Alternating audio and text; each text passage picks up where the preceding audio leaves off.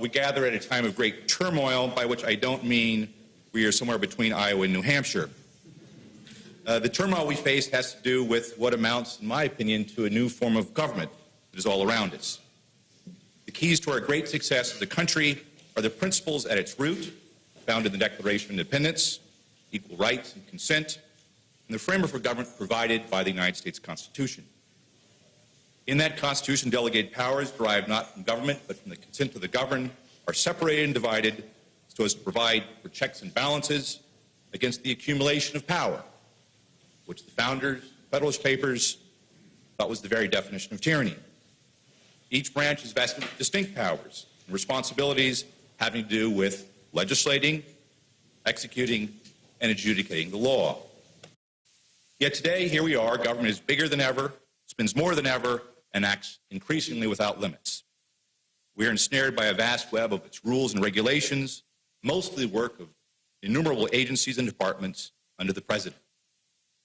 Many actual decisions of lawmaking, most in many ways, previously the responsibility of our elected legislators, are being made by unelected bureaucrats, whose rules have the full force and authority of laws promulgated by Congress.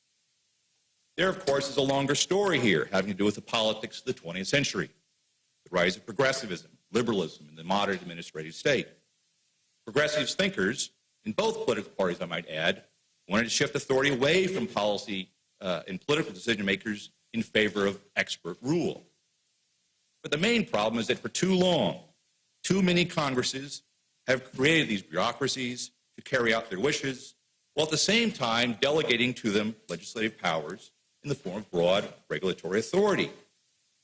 That the President of the United States is exerting newfound quote-unquote powers, given the tempting amount of authority delegated to and claimed by those ostensibly under his control, should come as no surprise. We have just come to the point where modern presidents have figured out how to use those powers.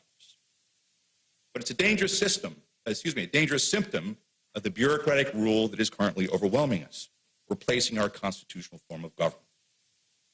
Much government occurs outside consent, is increasingly irresponsible, and has created an imbalance in our constitutional structure. The only way to reverse this trend of a diminishing legislature is for Congress to rebuild itself, strengthening its constitutional muscles in our separation of powers system. That's the solution envisioned by our founders, consistent with popular consent. A stronger legislative branch would go a long way towards making the role of government a political question, rightly, as it should be, subject to election, rather than executive fiat or judicial decree, regardless of who the next president is and what political party they belong to.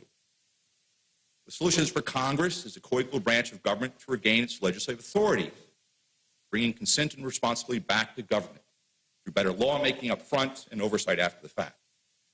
And the one place where that power is not entirely lost by any means, and where is there a great opportunity for gaining leverage over an unchecked executive, is Congress's power of the purse. Regular legislative order, authorizing, appropriating, overseeing the operations of government, will do more than anything else to restore the Article I powers of Congress. Done well, it will also prevent Congress from continually getting cornered in large, messy, and unacceptable omnibus budgets.